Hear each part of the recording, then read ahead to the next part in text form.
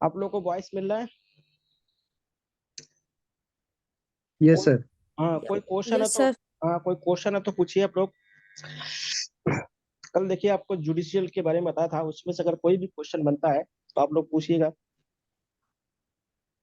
जैसे family court है, देखिए फैमिली कोर्ट के साथ साथ एक कोर्ट और है जो जिसको लोक अदालत भी कहते हैं। वो भी क्या था, उसका निर्णय भी क्या था, अंतिम होता है। लोक अदालत के बारे में भी आप लोग जानते हैं, इस तरह के होते हैं। फैमिली कोर्ट में केवल फैमिली से संबंधित होता है और लोक अदालत में सभी मैटर होती है। आप लोगों ने सुना होगा लोक अदालत के बारे में। तो कोई सवाल है, क्वेश्चन है तो आप लोग पूछिए इसको, फिर आगे बढ़ते हैं।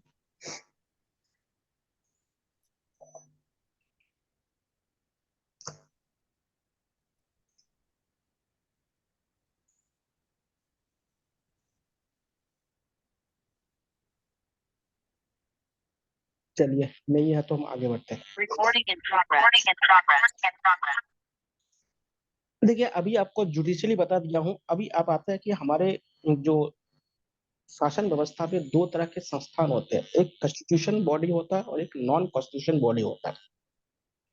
यानी एक क्या होता है, संवैधानिक संस्था होता है, और एक क्या होता है, असंवैधानिक संस्था संस्था होता है। तो उनके बारे में हम बात करेंगे। जो संवैधानिक संस्था होते हैं उनके बारे में बात करेंगे। उनसे एक क्वेश्चन कभी कभी पूछ लिया जाता है, तो उसके बारे में हम बात करें। जैसे चुनाव आयोग हो गया, वित्त आयोग हो गया, लोक लेखा समिति हो गया। तो ये जो संस्था है, इसको क्या कहते हैं हम, कॉन्स्टिट्यूशन बॉडी कहते हैं। जैसे नीति आयोग हो गया, इनको ऑन नॉन कॉन्स्टिट्यूशन बॉडी कहा जाता है, या संवैधानिक संस्था है ये सब। देखिए संवैधानिक संस्था का मतलब होता है उनको अपने बॉडी को चलाने के लिए स्वायत्त होते हैं। और जो असंवैधानिक, मतलब आप गैर असंवैधानिक तो नहीं कहेंगे, गैर संवैधानिक जिसे कहेंगे, तो गैर संवैधानिक में क्या होता है, इसको नॉन कॉन्स्टिट्यूशन कहते हैं। उसमें क्या होता है, गवर्नमेंट का इंटरेक्शन बहुत ज्यादा रहता है। और जो स्वायत्त होते हैं, ऑटोनॉमी बॉडी जिसे कहते हैं, ऑटोनॉमी बॉडी क्या होता है, आपका कॉन्स्टिट्यूशन बॉडी होता है। तो आप लोग हेडिंग डालिएगा, संवैधानिक निकाय या संस्था।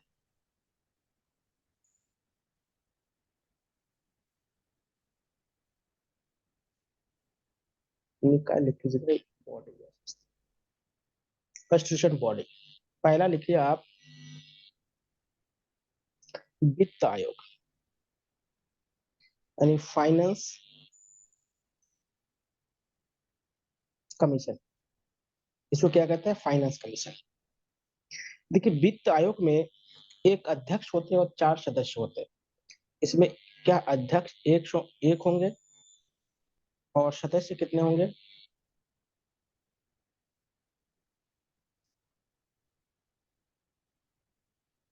4 सदस्य। इनके जो सदस्य और जो अध्यक्ष होते हैं, इसकी जो नियुक्ति करते हैं, नियुक्ति हो गया, उसके बाद त्यागपत्र हो गया,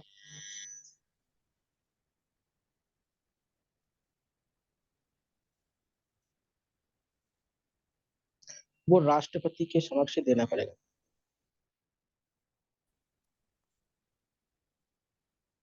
इनको देना होता है। या और एक चीज लिख लीजिएगा, शपथ। ये चीज क्या था, राष्ट्रपति के समक्ष।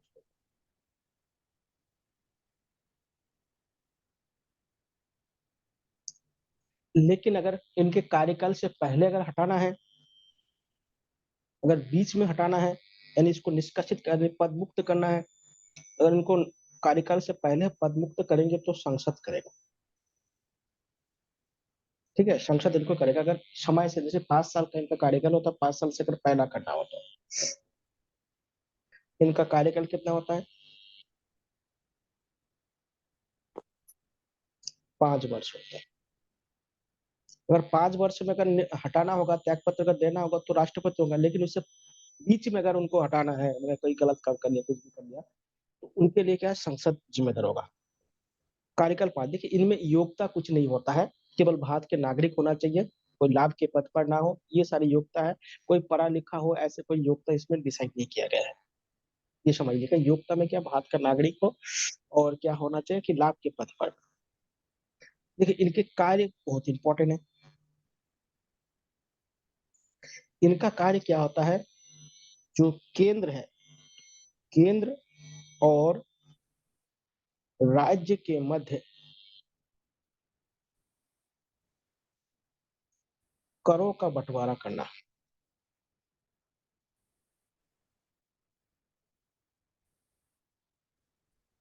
यानी देखिए, आप बोला कि ये राज्य और केंद्र के बीच में कर कहाँ से आ गया।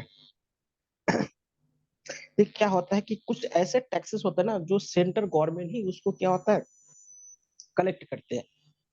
जैसे आप लोगों ने सुना होगा जीएसटी में जो सीजीएसटी है, जिसको सेंट्रल जीएसटी कहते हैं, वो सेंट्रल गवर्नमेंट कलेक्ट करते हैं। इनकम टैक्स कौन कलेक्ट करते हैं? इनकम टैक्स भी क्या होता है, आपके जो सेंट्रल गवर्नमेंट होता है, एक्साइज ड्यूटी भी वही करते हैं। उसके बाद आपका जो सीमा शुल्क वगैरह होता है, अधिकतर जो टैक्स होते हैं वो सब क्या होते हैं आपका सेंट्रल गवर्नमेंट ही इकट्ठा है। जैसे मान लेते हैं कि आप उत्तराखंड गवर्नमेंट में कोई जॉब कर रहे हैं और आप इनकम टैक्स पे कर रहे हैं। देखिए, जॉब कहाँ कर रहे हैं आप, उत्तराखंड में जॉब कर रहे हैं, लेकिन इनकम टैक्स किनको दे रहे हैं, भारत सरकार को दे रहे हैं। तो भारत सरकार क्या करेंगे कि हमारा जो इनकम टैक्स है उसमें से हमें कुछ हिस्सा मिलना चाहिए, नहीं तो हम अपना सरकार कैसे चलाएंगे। तो ये जो वित्त आयोग होता है, ये डिसाइड करता है कि जो इस तरह के जो सेंट्रल पूल में जितने टैक्स आता है, उन टैक्सों में कितना सेंटर को देना चाहिए और कितना स्टेट को देना चाहिए। इसका डिवीजन जो करता है या डिसाइड जो करता है वो वित्त आयोग करता है। आप लोग देखते हैं कि जहाँ पे जितने ज्यादा ऑफिस होते हैं ना, उन राज्यों को ऐसे टैक्स ज्यादा मिलते हैं। जैसे आप देखिएगा, महाराष्ट्र और क्या है, उत्तराखंड को लगा लीजिए। तो भाई जो सेंटर से जो ज्यादा टैक्स, यानी इस तरह से जो वापस टैक्स जाता है, वो क्या महाराष्ट्र को ज्यादा मिलेगी, क्योंकि वहां पे ऑफिसेज बहुत ज्यादा है। भाई ऑफिस होंगे तो वहां पे लोग काम करेंगे, उनको इनकम टैक्स देना पड़ेगा, और इनकम टैक्स जमा कहाँ होगा, सेंट्रल गवर्नमेंट के पास जमा होगा। इसलिए गवर्नमेंट भी क्या होता है, जिस शहर में जितना टैक्सेस कलेक्ट होता है, उस हिसाब से क्या होता है, शहरों का भी डेवलपमेंट करते हैं। आजकल ये नया प्रोजेक्ट शुरू हो गया है कि जहां से जितना ज्यादा टैक्स कलेक्ट होगा, उन क्षेत्रों में उतना ज्यादा क्या होगा, डेवलपमेंट उतना तेजी से किया जाएगा।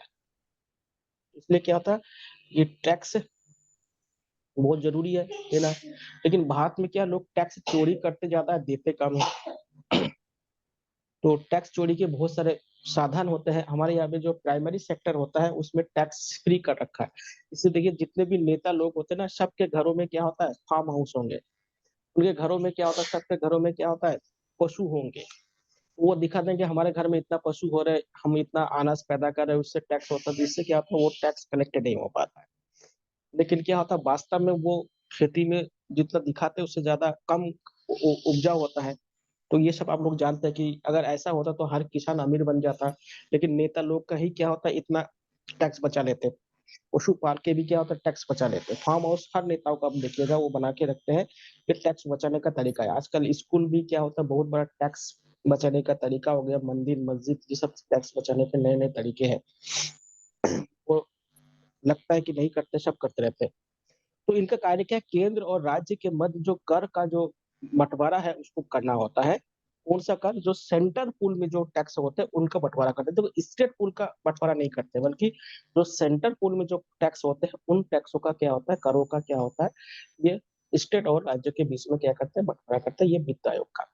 इस समय देखिए 15वां वित्त आयोग चल रहा है। तो इस समय जो 15वें वित्त आयोग है, उनके अध्यक्ष कौन है, एनके सिंह है। एनके सिंह क्या है, 15वें वित्त आयोग के क्या है, अध्यक्ष है। ध्यान दीजिएगा, करंट वाला याद रखिएगा। 15वें वित्त आयोग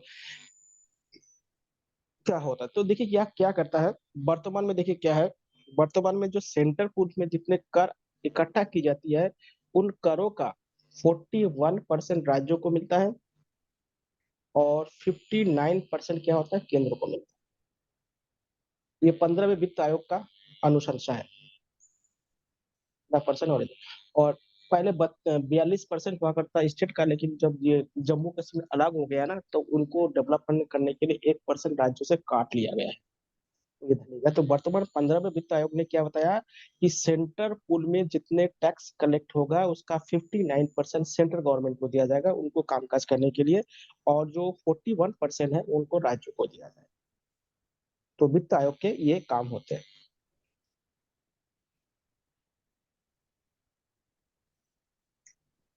अब आते हैं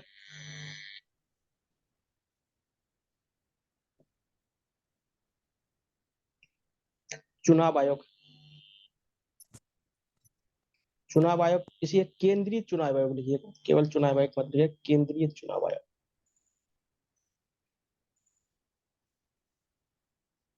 देखिए एक राज्य चुनाव आयोग भी होता है और एक केंद्रीय चुनाव आयोग होता है, ये केंद्रीय चुनाव आयोग है।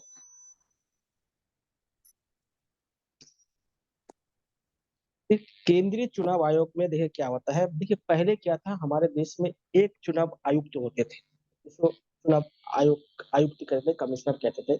लेकिन 1989 के बाद क्या है, तीन होते एक मुख्य चुनाव आयुक्त होते हैं और दो क्या है चुनाव आयुक्त होते हैं।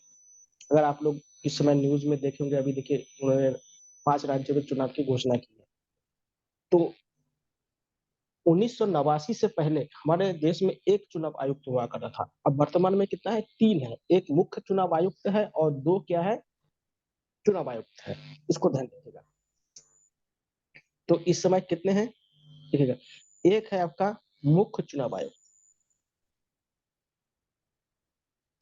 मुख्य चुनाव आयुक्त जिसको चीफ इलेक्शन कमिश्नर कहते हैं, और दूसरा है चुनाव आयोग जिसको इलेक्शन कमीशन कहा जाता है, कमिश्नर कहा जाता है। ये कब से बना है, ये पद्धति ये बना है 1989 से। क्योंकि आप लोग जानते हैं 1989 में क्या किया था, हमारे जो वोटिंग देने का जो राइट है उसको 21 से घटाकर 21 वर्ष से घटाकर कितना वर्ष कर दिया गया था, 18 वर्ष कर दिया गया।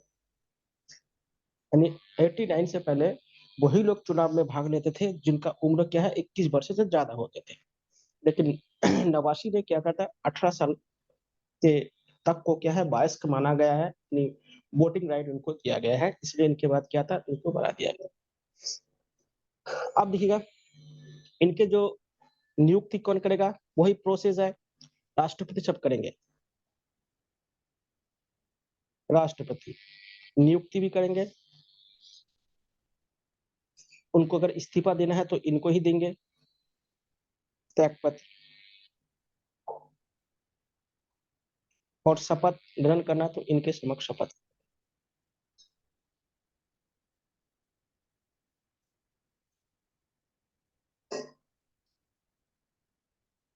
हाँ हाँ, दोनों चुनाव आयुक्त है, एक मुख्य चुनाव आयुक्त है और दोनों चुनाव आयुक्त है। एक क्या है चीफ इलेक्शन कमिश्नर है और दोनों क्या है इलेक्शन कमिश्नर है। ध्यान दीजिएगा उसमें कोई अंतर नहीं है, दोनों के पद बराबर है और एक का थोड़ा सा दोनों में से क्या है थोड़ा सा ज्यादा है। ठीक है, अब इनका कार्यकाल कितना होता है, 6 वर्ष या 65 साल।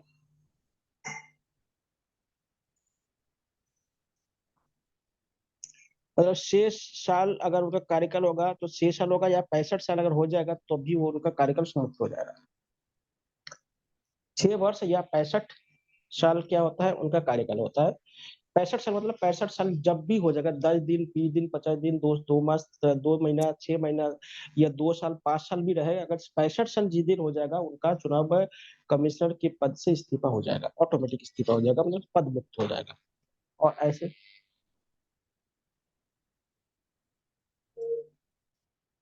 तो इसमें क्या है 6 वर्ष और या 65 वर्ष होता है। अब इनके कार्य देखिए क्या होता है,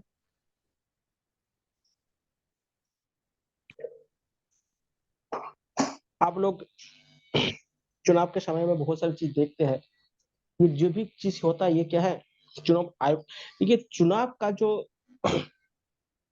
अधिसूचना होता है ये क्या है चुनाव आयुक्त नहीं करता, ये क्या होता है राष्ट्रपति करते हैं। ध्यान दीजिएगा, चुनाव की घोषणा अधिसूचना से कहते हैं, लेकिन चुनाव की जो रणनीति होता है या चुनाव को कैसे संपन्न करवाया जाए वो क्या होता है, वो चुनाव आयोग का काम होता है। चुनाव को कैसे संपन्न करवाया जाए ये चुनाव आयुक्त का काम होता है या चुनाव आयोग का काम होता है। लेकिन अधिसूचना जारी करना ये क्या होता है राष्ट्रपति का काम होता है। चुनाव जहां पे भी होगा वहां पे राष्ट्रपति के द्वारा ही क्या होगा अधिसूचना जारी की जाएगी और चुनाव जो आयुक्त होगा या चुनाव आयोग होगा, उसको कैसे संपन्न किया जाएगा, उसकी पूरी जो कार्यप्रणाली होगा वो बताएगा। कब किसमें वोटिंग होगा, आचार संहिता कब लागू होगा, कब उसकी गणना होगी, कब डिक्लेयर किया जाएगा, कितने चरणों में होगा, इसका डिसीजन चुनाव आयोग लेंगे। लेकिन जो कब होगा, यानी किस तारीख से होना चाहिए या किस तारीख से किस तारीख के बीच में होना चाहिए, उसका डिक्लेयर राष्ट्रपति करेंगे। इस बात को ध्यान रखिएगा, चुनाव जो आयोग होता है, वो चुनाव का डिक्लेरेशन नहीं कर सकता। पहला क्या होता है, चुनाव आयोग का पहला काम होता है कि मतदाता सूची को बनाना। भाई आप लोग चुनाव वोट डालने जाते होंगे तो आपके पास मतदाता सूची होगा, जिसको चुनाव पहचान पत्र कहते हैं या वोटर आईडी कहते हैं इसे। तो ये कौन बनाता है? चुनाव आयोग बनाता है। तो देखिए क्या बनाता है, पहले मतदाता फोटो पहचान कार्ड बनाने का काम किसका है? चुनाव आयोग का है। दूसरा है आचार संहिता लागू करना।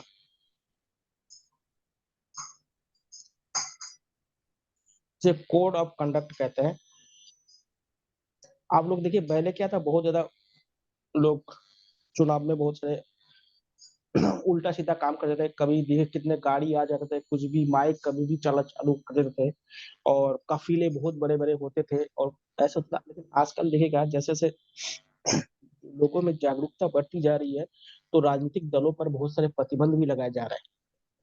देखिए चुनाव आचार संहिता क्या है, सभी राजनीतिक दलों के सहमति से बना हुआ नियम होता है। ये क्या है, सरकार द्वारा बनाए हुए नियम नहीं है, समझ लीजिएगा। यह हमारे संविधान में लिखा नहीं है कि ऐसे होना चाहिए। ये क्या होता है, जो चुनाव लड़ने वाले दल होते हैं या पार्टी होते हैं, वो दल मिलके क्या होता है, एक कोड ऑफ कंडक्ट बनाता है कि कैसे नहीं होना चाहिए, ये काम होगा, ये काम नहीं होगा। जैसे वर्तमान में देखिएगा 8 बजे से पहले कोई माइक आपके घर के बगल में अगर बजे, तो आप तुरंत शिकायत कर सकते हैं चुनाव के समय में। और सुबह शाम 5 बजे के समय के बाद अगर कोई माइक या लाउड स्पीकर आपके घर के सामने या कई गली में अगर चुनाव प्रचार करते हुए पकड़े जाते हैं, तो उस पर कानूनी कार्रवाई की जा सकती है। जो स्कूल होता है या हॉस्पिटल होता है या ऐसी संस्था जहाँ पे बच्चे बुजुर्ग वगैरह रहते हैं, सेंसिटिव एरिया होता है, वहाँ पे आप चुनाव प्रचार माइक से नहीं कर सकते। ध्यान दीजिएगा। उसके बाद क्या होता है कि आप क्या होता है, जो भी कोई कैंडिडेट है, कहीं पे भी जाते हैं, 4 गाड़ी से ज़्यादा लेके नहीं जा सकते, केवल रोड शो को छोड़कर। रोड शो में आप गाड़ी, उसमें भी क्या होता है, लिमिट होता है, अलग-अलग क्षेत्र के हिसाब से लिमिट होता है बहुत सारी चीज़। ध्यान दीजिएगा। तो लिमिट होता है, लेकिन क्या होगा, अगर कोई जो कैंडिडेट है, कैंडिडेट अगर कहीं जा रहा है तो 4 गाड़ी उनके साथ हो सकता है, उनका अपना जिसको रजिस्ट्रेड होगा। देखिए ऐसे कोई मना नहीं कर पाता, क्योंकि जानते हैं ये लोग सत्ता में रहता है, आज नहीं तो कल आ जाएगा तो दिक्कत होगा। ऑफिसर लोग भी वो उसमें कुछ करते नहीं है। ध्यान दीजिएगा, तो ये बहुत से नियम है। उसके बाद क्या होता है कि कोई भी वस्तु आप किसी को भेंट नहीं कर सकते। उसके बाद नोट तो दे ही नहीं सकते। लेकिन ये सब तो चलता है, जैसे शराब वगैरह-वगैरह सब चलता रहता है, सब जानते हैं आप लोग। इसमें जो चीज़ है ना, ये यही लोग बनाए हैं, जो कैंडिडेट होते हैं। लेकिन यही लोग क्या होता है, इसका उल्लंघन करते हैं। समझ लीजिएगा, ये लोग सरकार या हमारे संविधान के लोगों ने नहीं बनाया है, ये जो कोड ऑफ कंडक्ट है, ये लोग राजनीतिक पार्टी लोगों ने बनाया है।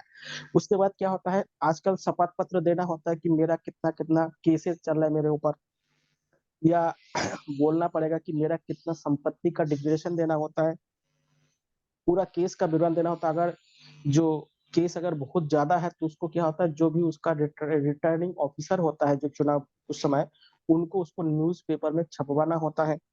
आजकल बहुत सारे क्या पारदर्शी चीज़ हो चुका है। उसके बाद क्या होता है कि आप कितना खर्च किए हैं, चुनाव के बाद उसका क्या होता है, जो रिटर्निंग ऑफिसर होता है उसके समक्ष उसका विवरण भी देना होगा। अभी देखिएगा क्या होता है कि ये सन्नी देओल वाला केस आया था कि उन्होंने रिटर्निंग नहीं भेजा था कि कितना खर्च किया था।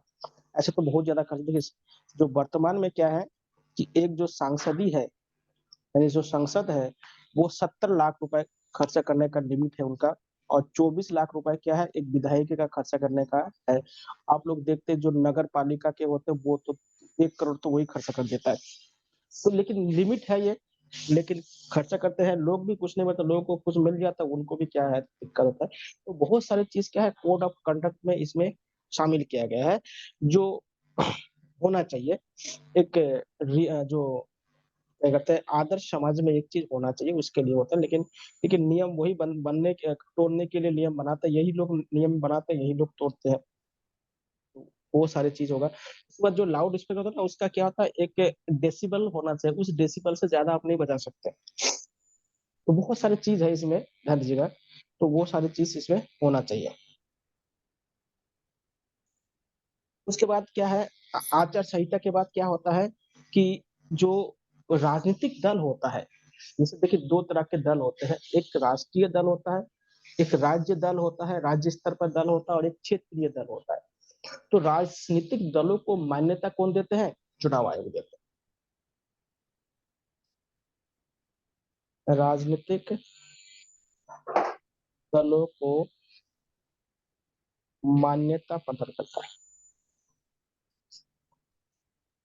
अभी देखिए आम आदमी पार्टी को राष्ट्रीय दल का दर्जा दिया गया है। देखिए राजनीतिक दल, राष्ट्रीय दल और क्षेत्रीय दल में अंतर होता है। जो राष्ट्रीय दल होता है उनको थोड़ा सा विशेष सुविधाएं देते हैं, और जो राज्य दल होता है या क्षेत्रीय दल होता है उनको सुविधाएं थोड़ा सा कम मिलता है। अब देखिए इसमें अंतर क्या है, उसको थोड़ा समझ लीजिए पहले। राजनीतिक दल यानी राष्ट्रीय दल और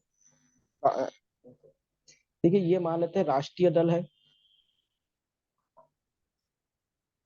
और ये क्या है, क्षेत्रीय दल है।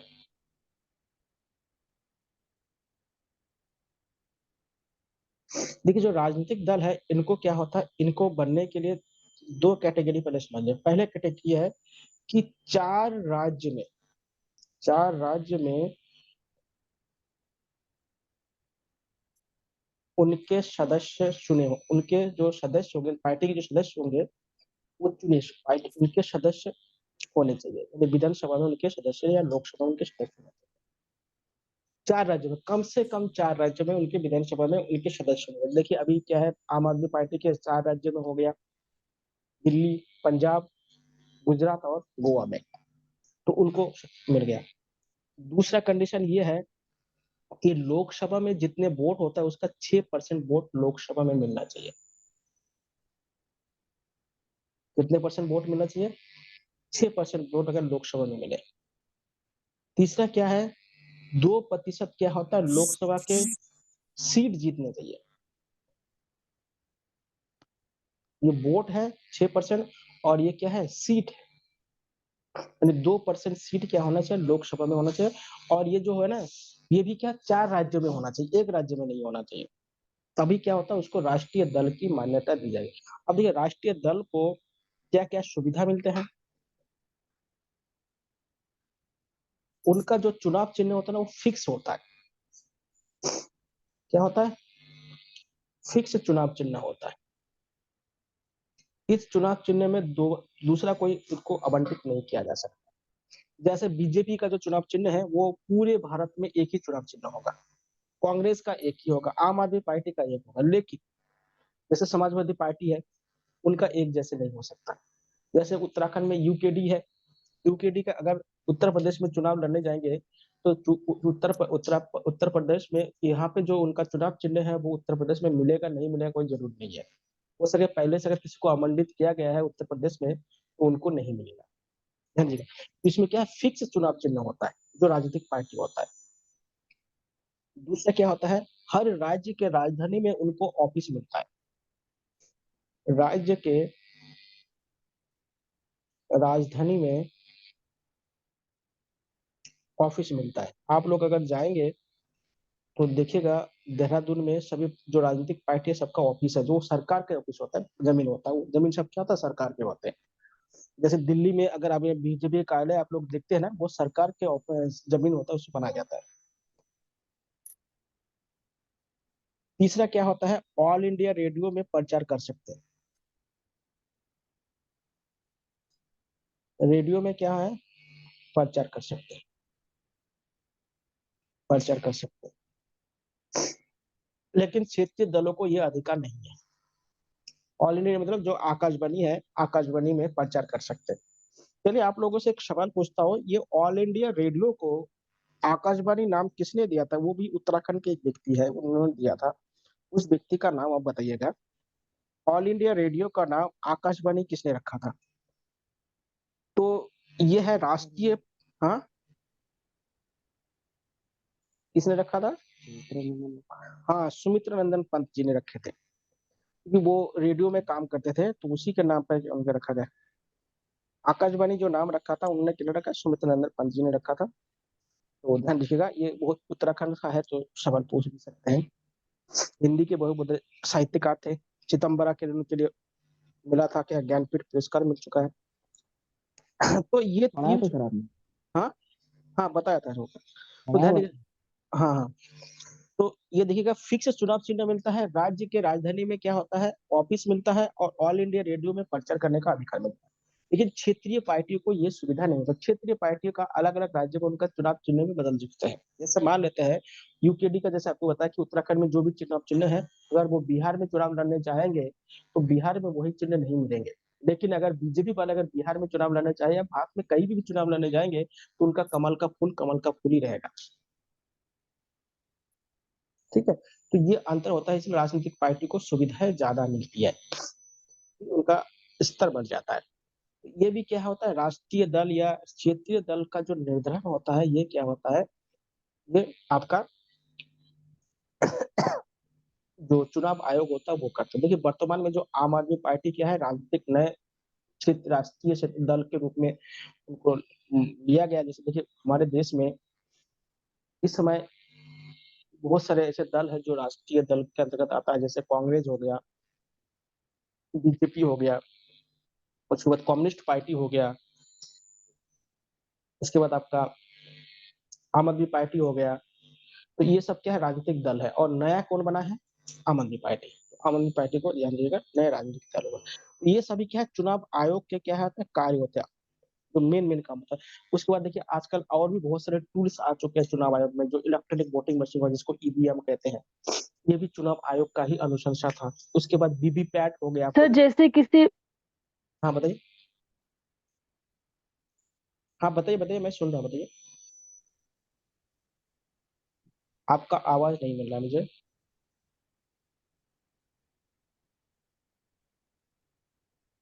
चलिए पूछेंगे तब देखिए। सर यदि किसी पार्टी को नेशनल पार्टी का दर्जा मिल चुका है तो अगर वो उसी स्टेटस को बरकरार नहीं रख पाती तो उसका दर्जा छीना भी हाँ, जा सकता है। हाँ, अभी तो छीना भी गया बहुत पार्टी से। अभी देखिए मायावती के पार्टी तो छीन जैसे लिया गया। बहुजन समाजवादी पार्टी पहले नेशनल पार्टी थी हाँ, शायद हाँ, ना। हाँ, हाँ, अभी नहीं है, वही तो बोल रहा हूँ।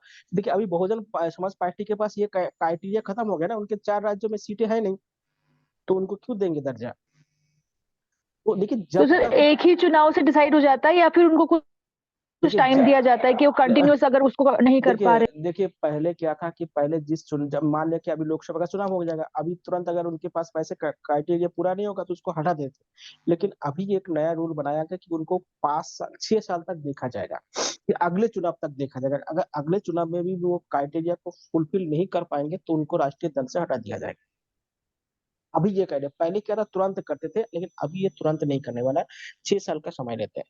ठीक है, तो देखिए जब तक मेंटेन रहेंगे तब तक राष्ट्रीय पार्टी रहेंगे। अगर मेंटेन नहीं तो राष्ट्रीय पार्टी का दर्जा खत्म, क्योंकि राष्ट्रीय पार्टी रहने में सरकार को बहुत सारे पैसा देना पड़ता है राष्ट्रीय पार्टी को। जैसे ऑल इंडिया रेडियो में प्रचार फ्री करना है, ऑफिस देना पड़ेगा भाई, शहरों में कितनी महंगी जमीन होती है। उसके बाद क्या होता है, चुनाव चिन्ह फिक्स हो जाना है, बहुत सारी चीजें उसमें होता है। तो उसके लिए जो अधिकार होता है, तो ये इसलिए क्या होता है, इनके क्राइटेरिया अगर बरकरार है तभी उनको मिलेगा, नहीं तो खत्म। ठीक है, उसके बाद देखिए आजकल वीवीपैट हो गया। अब वीवीपैट में भी होता है, आपको पर्ची मिलता है, नोटा हो गया है। ये सब का डिसीजन कौन लेगा? चुनाव आयोग लेगा। नोटा आप जो लोग जानते हैं, तो नोटा ये भी क्या है, चुनाव आयोग का। ईवीएम भी चुनाव आयोग का अधिकार है। ठीक है, उसके बाद मतदान मतगणना करना, ये भी चुनाव आयोग का अधिकार है कि मतगणना कब करेगा, उसमें क्या क्या होना चाहिए। उसके बाद क्या होता है, मतगणना गणना होने के बाद चुनाव का परिणाम डिसाइड करना। परिणाम डिसाइड करने के बाद क्या होगा, जो कैंडिडेट जीतते हैं उसको शपथ पत्र प्रदान करना। देखिए, शपथ पत्र प्रदान करने तक का अधिकार क्या होता है, चुनाव आयोग का होता है। उसके बाद क्या होता है, चुनाव आयोग का रोल समाप्त हो जाता है। जैसे आप कभी भी चुनाव लड़ेंगे तो जीतेंगे तो आपको एक शपथ पत्र दिया जाएगा कि हाँ, आप इस कॉन्स्टिट्यूंसी से इतने वोटों से जीते हैं। आप इस दल का, जो भी दल पैदा होगा, निर्दलीय होगा, उसका पूरा लिखा रहता है, तो वो शपथ पत्र होता है। वहां तक क्या होता है, यानी जो चुनाव आयोग का काम होगा, उसके बाद चुनाव आयोग का काम समाप्त हो जाता है। ठीक है, तो ये सारे काम क्या होता है, चुनाव आयोग का होता है। तो ध्यान दीजिएगा, बहुत बड़ा काम होता है चुनाव आयोग का। ठीक है, ये बहुत बड़ा काम क्या होता है, चुनाव आयोग का होता है। और ये देखिए, अब ये आता है कि ये जो चुनाव, केंद्रीय जो चुनाव आयोग है ना, ये किन किन संस्थाओं का चुनाव करता है।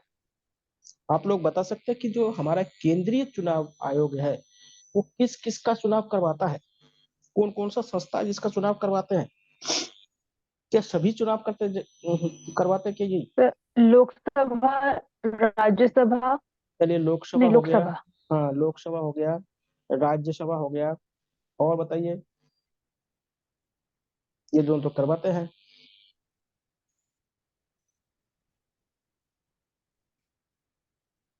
राष्ट्रपति, उपराष्ट्रपति,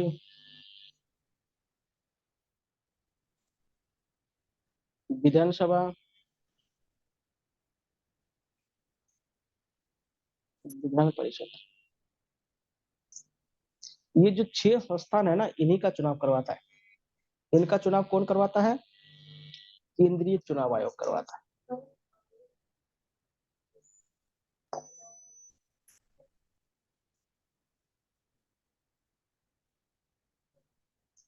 ठीक है, और देखिए, जो पंचायत और जो नगर पालिका जो चुनाव होता है ना, ये केंद्रीय चुनाव आयोग नहीं करवाता है। जो पंचायत और जो नगर पालिका का जो चुनाव होता है, वो राज्य चुनाव आयोग करवाता है। ये बार बार क्या होता है, लोगों को कंफ्यूज में डाल देता है, ध्यान रखिएगा। जो केंद्रीय चुनाव आयोग होता है, वो लोकसभा, राज्यसभा, राष्ट्रपति, उपराष्ट्रपति, विधानसभा, विधान परिषद, इन 6 संस्थाओं का क्या होता है, चुनाव करवाता है। ठीक है, और जो नगर निकाय हो गया और जो पंचायत राज हो गया, इसका जो चुनाव होता है वो राज्य निर्वाचन आयोग करवाते हैं, क्योंकि ये राज्य सूची का विषय होता है। इसका चुनाव केंद्रीय चुनाव आयोग नहीं करवाते हैं, इसको आप लोग ध्यान रखिएगा, नहीं तो क्या होता है, कर वर्क हो जाता है बहुत टाइम। ठीक है, कोई क्वेश्चन है आप लोग का?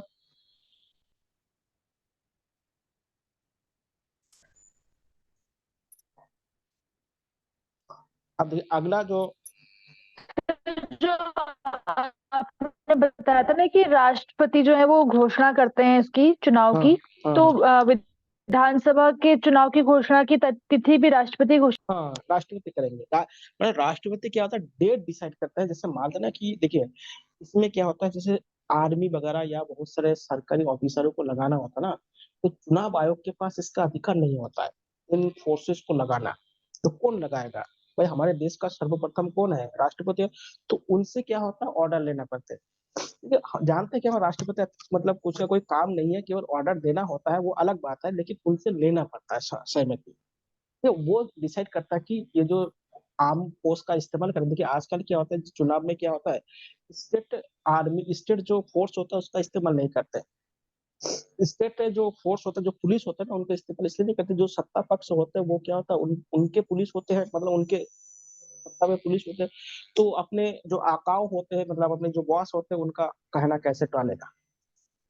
इसलिए क्या होता है, अधिकतर क्या चुनाव क्या आता है, सीआरपीएफ के माध्यम से अभी करवाया जाता है। कि सबसे पहले एक व्यक्ति का नाम आपने सुना होगा, लिंगदो, बहुत ही बड़ा चुनाव आयुक्त रहे हैं, जो भारत में चुनाव का बहुत बड़ा सुधारक माने जाते हैं।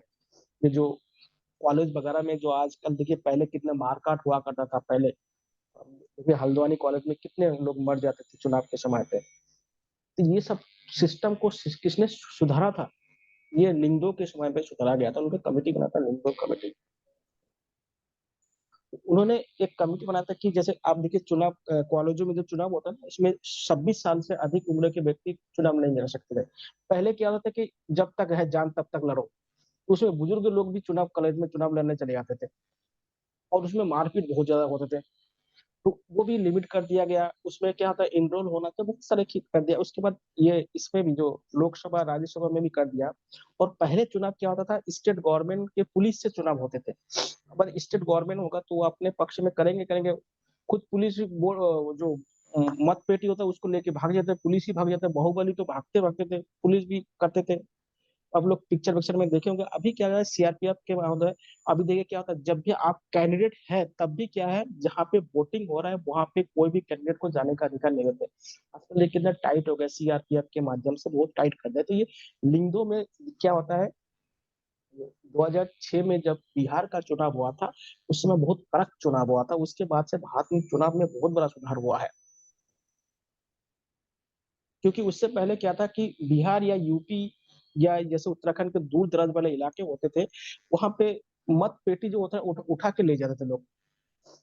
तो और बाहुबली होते थे, क्या कर लोगे उसमें एक मनी पावर और एक मसल पावर मैन होते हैं। और देखिए इसी कारण क्या था, जो चुनाव यानी राजनीति में बहुत सारे क्या है, बाहुबली जीतते थे। बाहुबली क्या था, चुनाव पेटी उठा के ले जाएगा, उसी में अपने लोगों का होता था। या बूथ में कोई लाता तो उनको घर पे देते थे, अपने लोगों से उसमें लगा लेते थे जो भी लगाते थे। इससे बचने का ये बहुत सारे सिस्टम इन्होंने किया है कि जो कैंडिडेट है या कोई हथियार नहीं ले जा सकते। बहुत सारे जो कोड ऑफ कंडक्ट में इसमें लागू किया गया है, तो उन लिंगदो समिति के बाद ही बने हैं। क्योंकि लोग हैं तो बेईमानी करेंगे। सभी लोग एक जैसे ईमानदार हो ही नहीं सकते हैं। तो इसलिए ये सब सुधार हो रहा है। देखिए और भी सुधार होना चाहिए। अभी ये सबसे बड़ा मुद्दा ये है कि अभी जो राजनीतिक पार्टी को जो चंदा दिया जाता है उसका अभी तक क्या है, पारदर्शी नहीं हुआ। ये बहुत बड़ा सिस्टम चल रहा है कि उसका भी पारदर्शी होना चाहिए, कि कौन व्यक्ति किस पार्टी को पैसा दे रहा है, ये भी तो मालूम होना चाहिए। तो मान लेते हैं कि आपके घर के बगल में कोई व्यक्ति किसी राजनीतिक पार्टी को पैसा दिया, और जैसे ही चुनाव वो जीत गया उस व्यक्ति को फायदा पहुंचाने लग गया। तो इससे मालूम होगा ना कि वो व्यक्ति क्या है, अपने फायदे के लिए क्या है उस व्यक्ति को पैसा दिया है। ऐसे होता है आजकल, देखिएगा चुनाव भी कॉर्पोरेट हो गया है। आप लोग अगर देखेंगे कि उसमें बहुत से लोग क्या होते हैं, जो जीतने वाले कैंडिडेट होते हैं उसके पीछे पैसा लगा देते हैं। तो समय बहुत बदल चुका है। तो उसमें जीतने के बाद क्या होता है, वो जो व्यक्ति जीतते हैं उससे बहुत सारा फायदा लेते रहते हैं। इससे हर जगह होता है, राइट, शहरों में, गाँव में, हर जगह हो रहे हैं, बड़े बड़े चुनाव में हो रहे हैं। तो क्या कॉर्पोरेट टाइप का भी चुनाव होने लगे हैं, कि कोई कैंडिडेट जिसका छवि अच्छा है उसको चुनाव लड़ा देते हैं और उसको पैसे पीछे से पैसा लगा देते हैं। तो ये भी क्या होता है हल्द्वानी में देखिए बहुत बड़ा हुआ था 2007-8 में, बहुत बड़ा ऐसा गेम हुआ था। और भी होते रहते हैं ये सब विधानसभा के चुनाव में। तो ये सारे चीज क्या है, कोड ऑफ कंडक्ट में आता है। ये नहीं करना चाहिए लेकिन होता है। जो पैसे का लिमिट आपको बताया था वो सारी चीज नहीं होना चाहिए, लेकिन फिर भी होता है। चलिए ये हो गया। देखिए अगला जो आपका संवैधानिक संस्था है वो है CAG, control editor of general कहते हैं। सीएजी के बारे में आप लोगों ने सुना होगा, जिसका काम होता है ऑडिट करना। ऑडिट मतलब लेखा जोखा रखना, सरकारी के जो खर्च होते हैं उसका क्या होता है, ऑडिटिंग करना होता है। कि सरकार के जो डिपार्टमेंट होता है उनको जो पैसा आवंटित किया गया है, क्या वो पैसा उस जगह पे सही से इस्तेमाल हुआ कि नहीं है, उसका क्या होता है, ऑडिटिंग करने का काम क्या होता है, सीएजी का काम होता है। लेकिन इसमें क्या होता है, सीएजी भी कुछ कर नहीं पाता, क्योंकि सीएजी क्या था, पैसा खर्च होने के बाद ऑडिटिंग करते हैं। अब बताए किसी को अपने 10 रुपए दिया, उसने 10 रुपए का बिस्किट खा लिया, अब उसको क्या ऑडिटिंग करेंगे। अब करेंगे भी तो क्या होगा, उस पैसे को बाहर निकालना बहुत मुश्किल काम हो